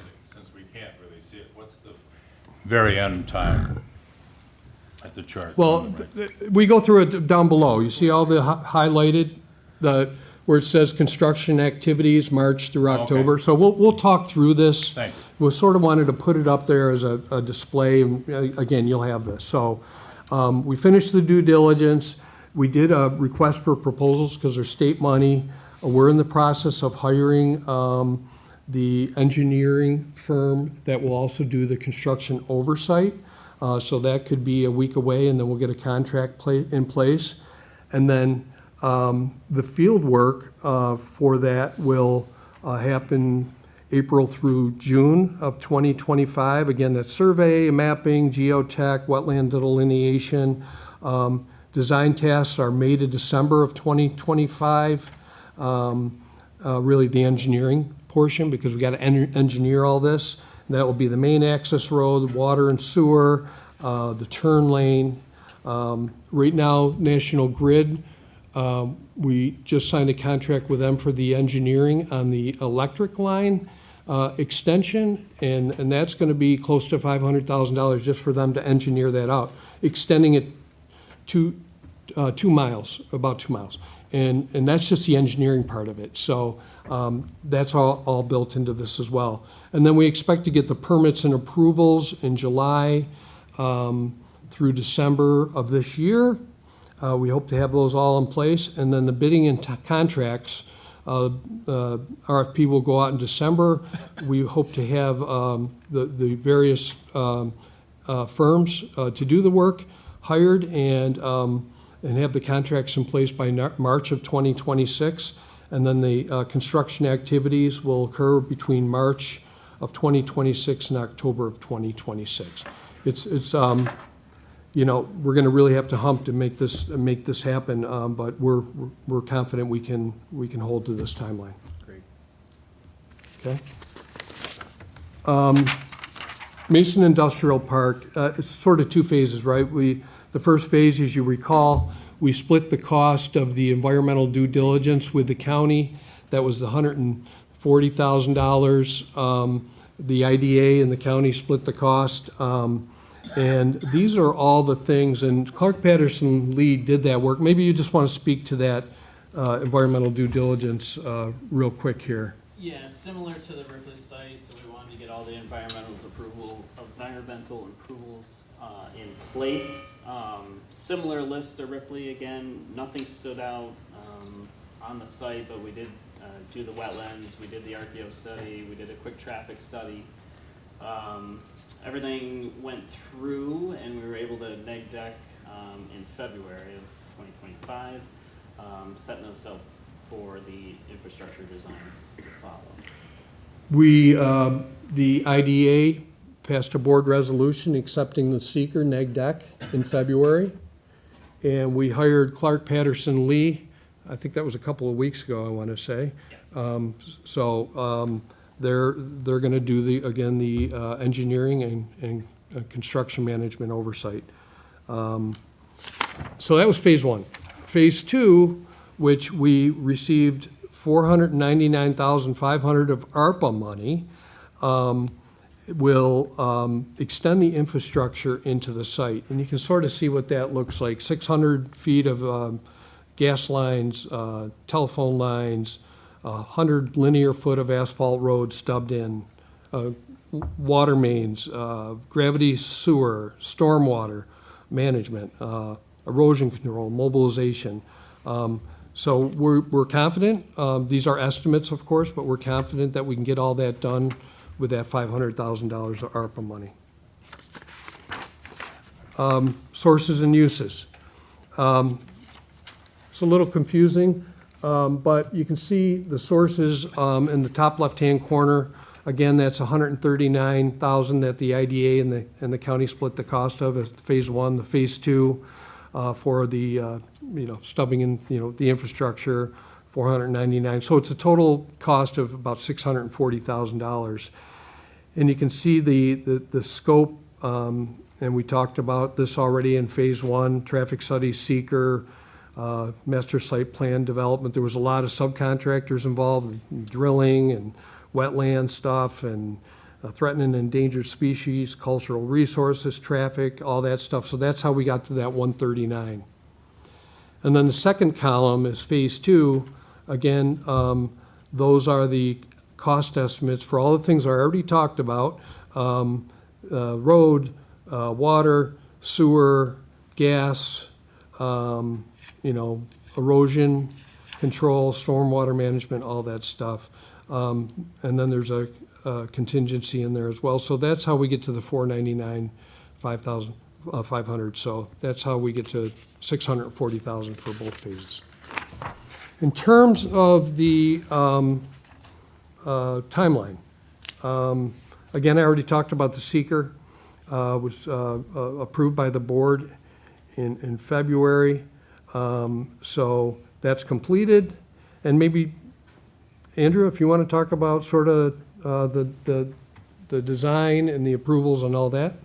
Sure. So we just got some updated survey information. We were missing some manhole and birds from the original survey. We got that earlier this week. So CPL is ready to dive into the design. The first thing we're going to do is probably sit down with the town and the IDA and figure out the actual location of the entrance road. So we're going to go through conceptual planning phase. We're going to pick a location for the stub, and then we'll start our design process. So design and approvals, conservatively, I think we're out into August. So we'll work through that process. We're also going to be coordinating with gas and electric for the site, so we'll also be coordinating on that side. Bidding and contracts, we're hoping July, August time frame so that we can let some construction contracts go. We're really gearing up toward the end of summer into the fall. We really have May 2026 in there because, as you know, Western New York winters, restoration, getting grass to grow at the end of the season is kind of a difficult task. So we always put a little buffer in there to come back and see in the springtime when the germination period is good to go. And, you know, again, these are estimates, timeline estimates. Things can change. Things can take longer than we think. So again, I just want to publicly say these are estimates on you know, what we think the timeline will be. And we're going to try our hardest to meet these. So I won't spend, because we got a whole nother presentation here, so I'm not going to spend a whole lot of time on this, but we did get ARPA funding for what we call the County Business Assistance Program. We worked very closely with the Small Business Development Center at JCC and the Chamber of Commerce. You know, one thing that we found during COVID was sort of like those companies that were able to pivot and really kick up their marketing presence did better than those that didn't. And I think it taught us all a good lesson that, you know what, marketing is really important. So what we did is we allocated funding. We did a whole press releases, applications, et cetera, for businesses or not-for-profits, really anybody, to apply for up to $10,000 in funding in the form of a 100% grant to, you know,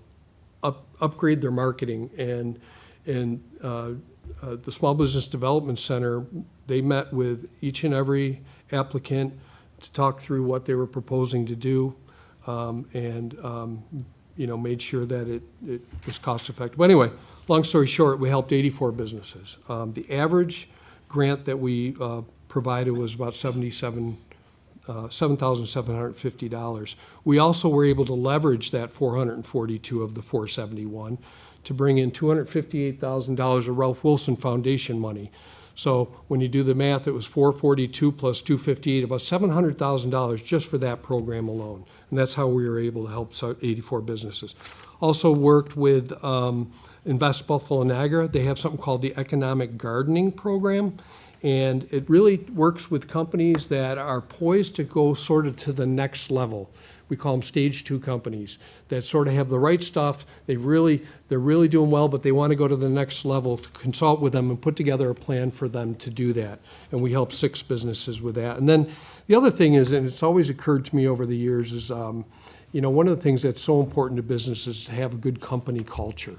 You know, if you don't have a good culture, and it's true anywhere, right? If you don't have a good culture in your company, then it's probably going to be hard for you to retain and attract people. So really that ESG company culture, we developed a white paper, almost like a self-evaluation tool to help these companies really look at themselves and figure out how can we do better. So we got that out to all the businesses in Chautauqua County. So that's what we did with that 471. Broadband infrastructure, this is a really long story, but I'm going to try to keep it short. I mean, you know, we had, you know, it wasn't originally what we thought was going to happen, but what we really realized, it's really expensive to extend broadband into the rural areas. And so we were able to take $1 million of the allocation that we got, and we put out RFP to the whole, we worked with ECC Technologies, which is a consultant understands this world really well, mapped out the whole county, identified all the unserved or underserved locations, split the county into 4 segments, put it out to bid, and when it really came down to it, there was really only one zone that we could help with the little bit of money that we had. And then what ended up happening was Connect All, which is an Empire State Development program designed just for extending broadband, was formed, and they were allocated over $600 million to serve the state. So we're really confident, and there was two bidders on that program. We worked with them, supported them to finish the rest of the addresses, most, if not all, of the remaining unserved or underserved locations. So that's that. And then, of course, patting ourselves on the back a little bit, I just wanted to, remind everybody that in 2024, based on 2023 activity, the CCIDA, the little old CCIDA in Chautauqua County, was ranked #1 economic development agency in the region. And if you look at this, and you look at Invest Buffalo Niagara, a big corporation, a big, a lot of resources, and Erie County Industrial Development Agency, we had more deals than them combined. And Erie County alone is 10 times the size of Chautauqua County. So we're really, really proud of that. We're going to keep plugging away. And by the way, the last thing is, for me at least, was that we're consistently ranked in the top 10 IDAs across the state. And there's 100 of them, more IDAs? There's 60-some counties, and some have about Yeah, 100, yeah, about 100, 110, something like that. So that's a pretty good accomplishment, I think. Anybody else have anything to say on the IDA before we jump into the partnership? All right. Thanks, Mark. Mark already went over our mission. The only thing I want to call out on this slide is, the staff of the partnership, they are IDA staff leased to Critic via a shared service agreement, but they're not paid for by the IDA or the county. We've been fortunate to leverage outside resources to extend and enhance our capacity through partnerships with philanthropy and other program income. So we have, our team, 4.5 additional people working on all these projects. I'm not going to go all through these in detail, but we have 5 work groups that are made up of about 110 individuals who meet approximately quarterly. And these are kind of the charters that you can read. They're also in your the version in front of you. What we do in these settings, we have guest speakers talk about best practices or projects. We had a placemaking work group meeting today, in fact. And we're also discussing priorities in the county, local priorities, and how we can, as the partnership, assist in terms of resource development, providing technical assistance to help these municipalities and other partners take advantage of resources to ultimately implement projects and initiatives consistent with our economic development If I could just say strategy. one more thing about it. When you look at, go back just one. If you look at those 5 work groups, I sort of call them the pillars of economic development because, with business assistance alone, you're really only hitting one of them, right? And that's really sort of what the IDA does, right? Business develop, business assistance. But there's a lot more to it. Placemaking. How do we make our communities more livable? Places that people want to move to or live in, or businesses want to locate. Workforce readiness. We already talked about that, right? We got to have the people ready to go. Housing development. We've got to have nice, efficient, new housing that's affordable for people to want to locate here. And then, of course, infrastructure is always a key thing that I've already talked about. So that's why we have these 5 working groups that are really made up or consist of kind of the leading stakeholders in those areas in the county. Thanks, Mark. Great point. And I think that this group does a great job at leveraging outside resources. As Nate said, 110 or so, these are people in the community, and you're getting all of their thoughts and ideas and efforts and work at no cost, right? So you're sort of leveraging your expertise to get out and cover each of these areas. Absolutely. So a few highlights just from our infographic, again, involved in approximately 60 projects that we're both leading and assisting with, dozens of meetings with community partners, 15 direct grants awarded to the partnership in 2024, actually more than $4.1 million in dollars leveraged on behalf of our partners that probably wouldn't otherwise have been received if not for our partnership. A lot of partners engaged, a lot of Partnership for Economic Growth Board, Advisory Board, work group committee meetings. We secured $2.4 million direct funding, again, to support the partnership, our administrative capacity, but the bulk of those resources going towards project implementation. And $487,000 figure, that's the funding that we're pushing out to support our partners in their projects. This is a listing of all the grant income coming into the partnership, again, supplementing the county and IDA capacity to have those 4.5 FTEs and consultants to assist in project development and also project implementation. Notably, in 2024, we received a 3-year grant from the Wilson Foundation for $1.6 million, one of the largest in the region, to support our work.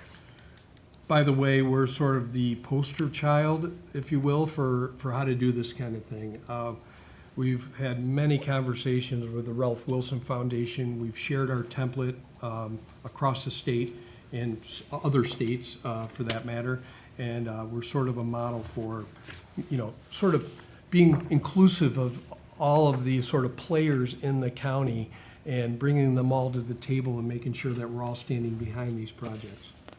And we won't go in detail tonight, obviously, but if you look at page 10 and 11, it itemizes all the funding that we're pushing out to support our partners in their projects and helping them to leverage state and federal grants by helping to meet their match requirement share, which we found to be difficult, and that's a role we're playing. And also on pages 12 and 13 are summaries of all the projects that the partnership itself is leading.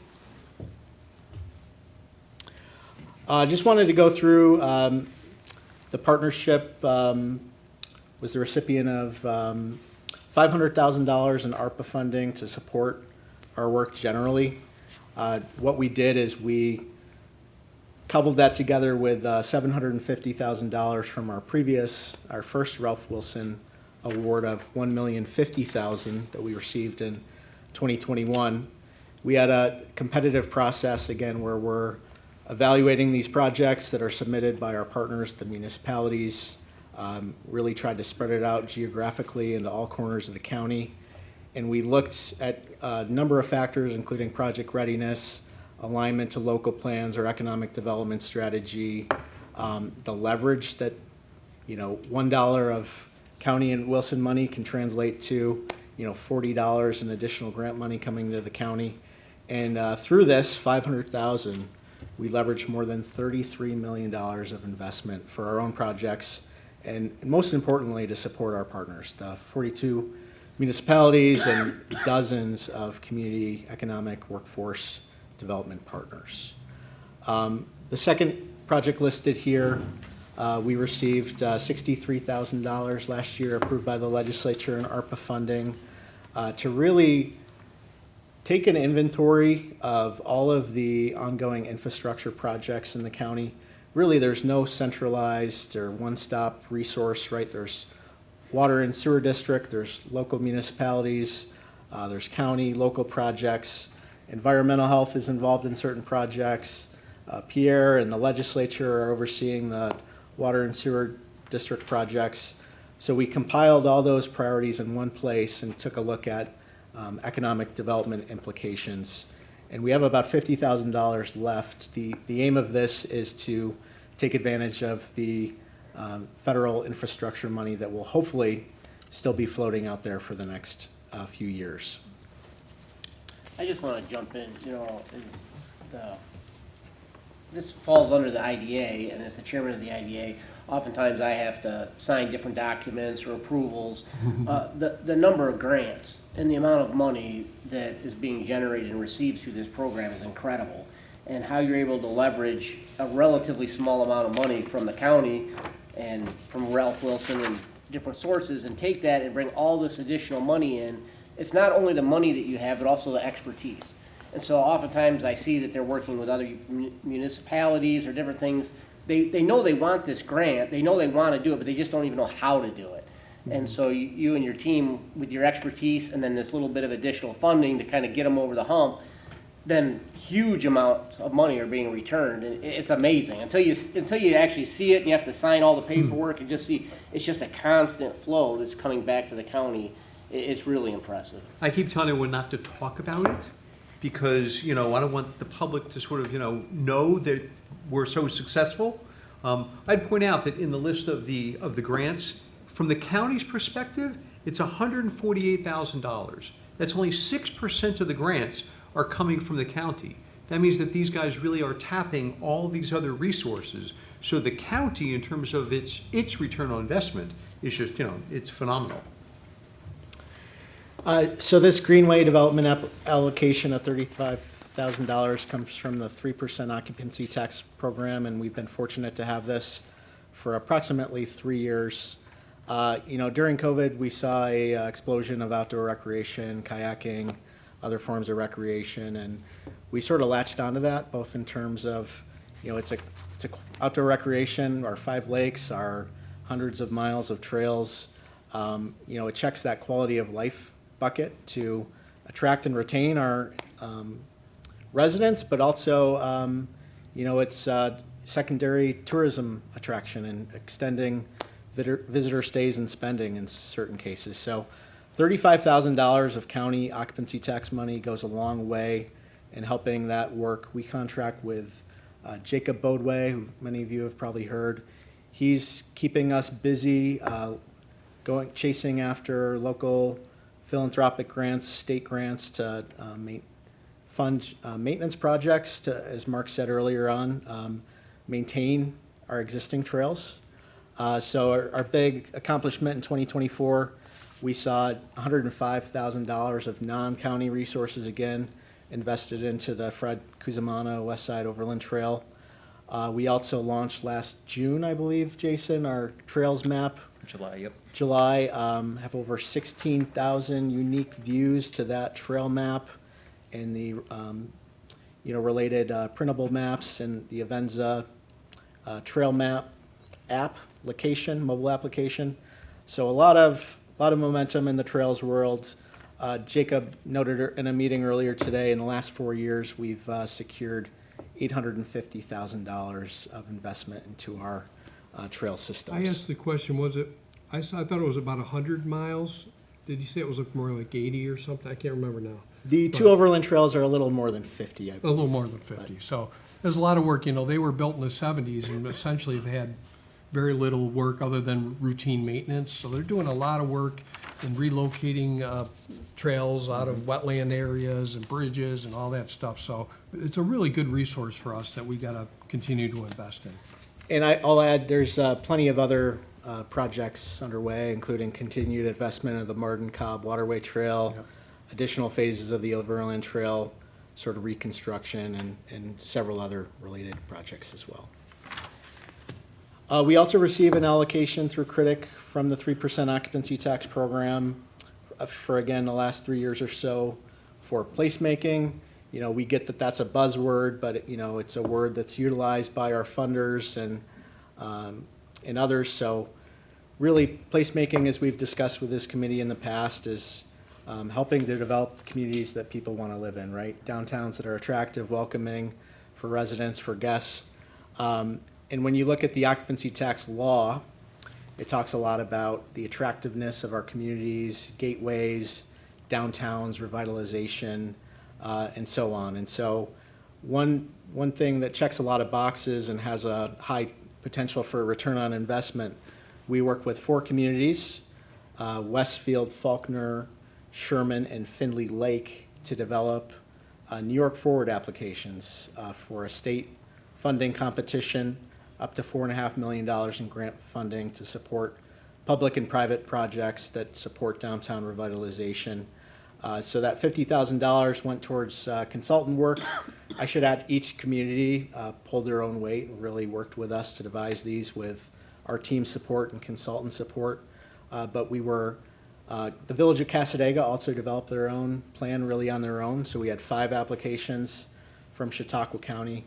There were only 9 submitted in the 5-county region of Western New York. So we had 5 out of 9, and happy to report that the Regional Economic Development Council nominated one of our 5 to receive $4.5 million, and hopefully that will be announced as soon as this week, but very soon. So again, $50,000 to $4.5 million, good return on investment. So it's sort of, this is our economic development team, including our board members, the IDA board members, our our consultants, et cetera. So, yeah, and this is in front of the White Inn, which we're really proud of too. So that's it.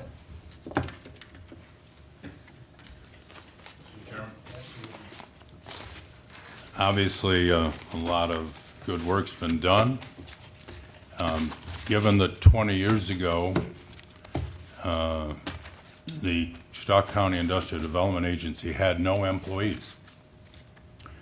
It had an executive director and always had since 72 or so on. They got a stipend from the IDA.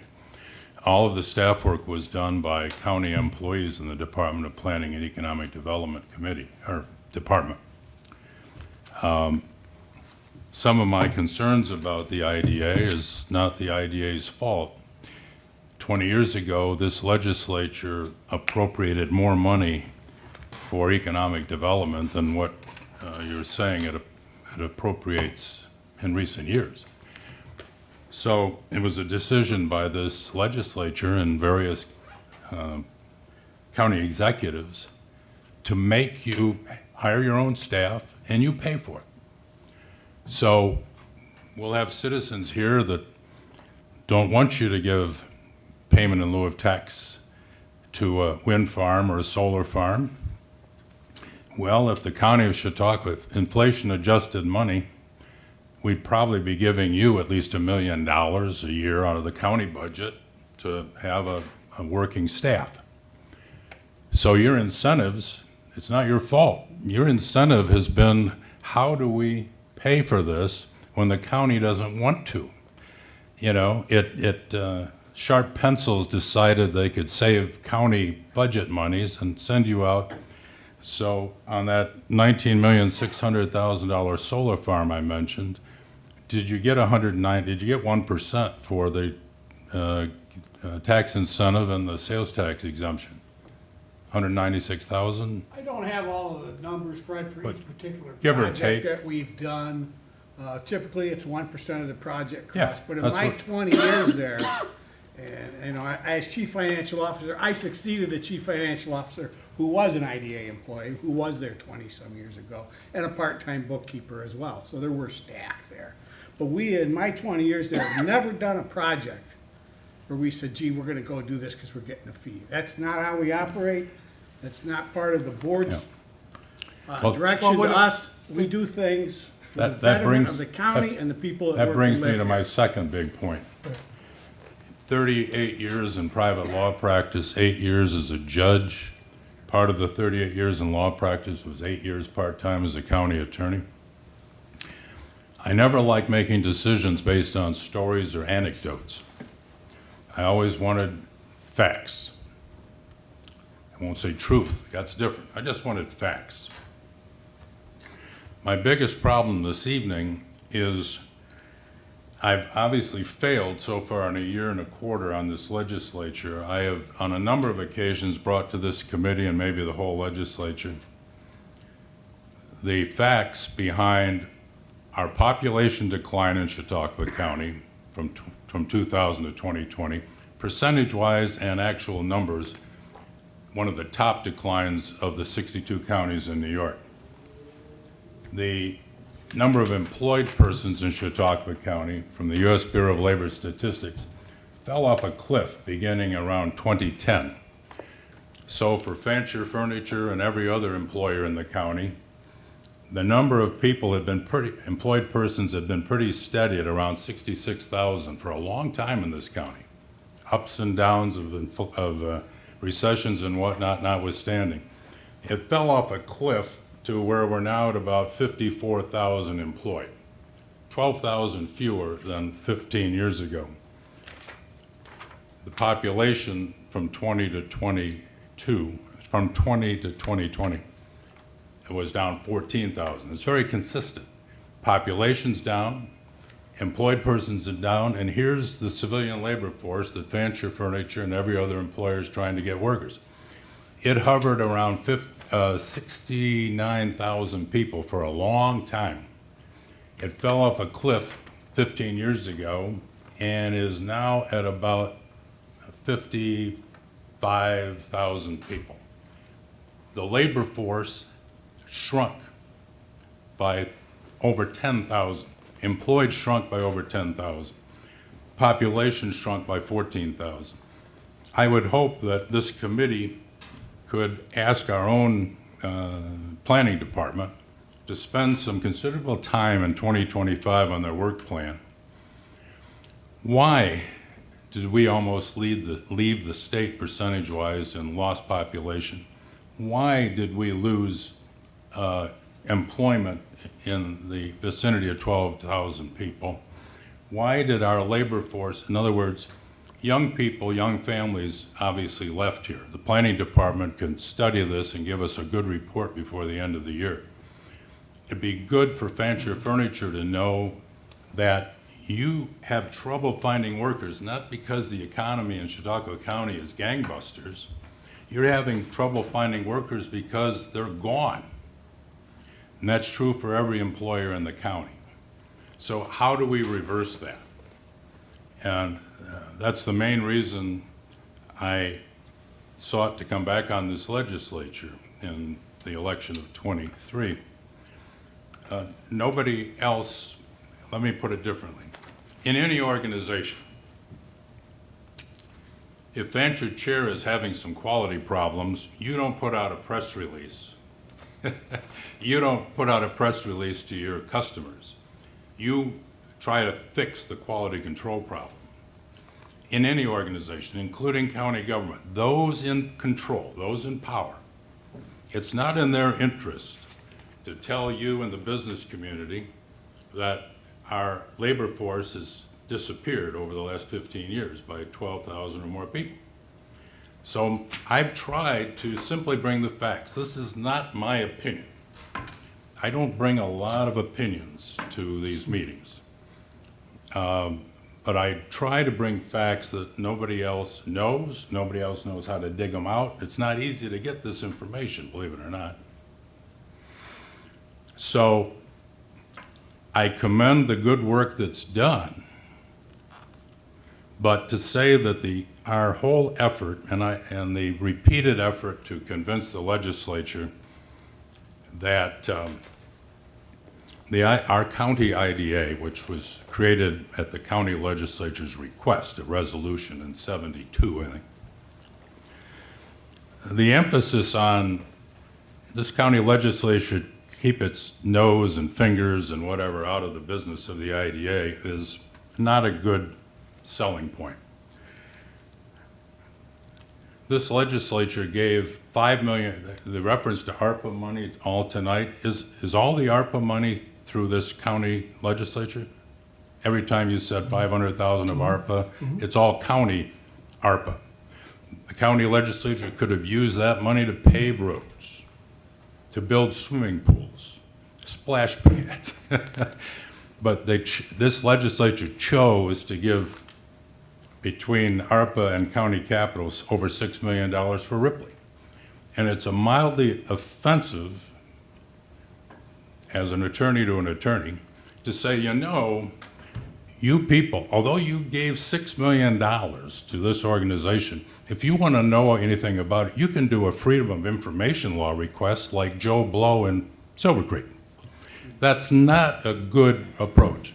And for someone that rode or knows anything about 8-man crew, you're only going to be successful if everybody's on the same page and rowing at the same destination.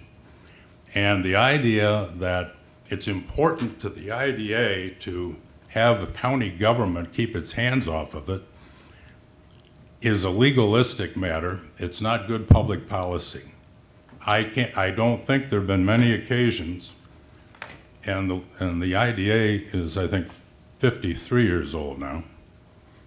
I can't think of an occasion where there was an obvious difference of policy between the county government and the IDA, in part because all those 53 years, Mark Geis and his predecessors as executive director have been county employees who served at the pleasure of the county executive.